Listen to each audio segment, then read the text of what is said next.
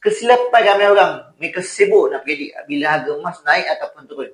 Tapi sebenarnya tak siapa pun boleh ramal dengan tepat.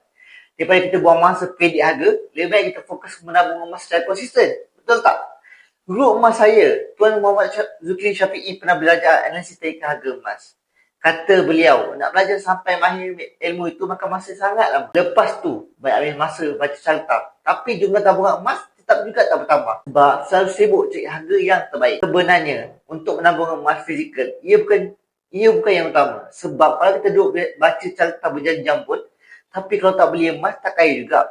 Ia malah fokus untuk kita menabung secara konsisten. Puan-puan, kena faham, dalam bab menyimpan, ia bukan soal matematik, tetapi tingkah laku keuangan kita, tabiat dan disiplin kita menabung setiap bulan.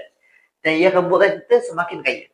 Emas ni bukan macam saham. Kita simpan emas fizikal, jadi tak perlu pun sibuk monitor harga emas setiap hari. Nak kaya dengan emas, pastikan harga emas bertambah setiap bulan. Tak perlu kisah harga naik ataupun turun. Sebab apa?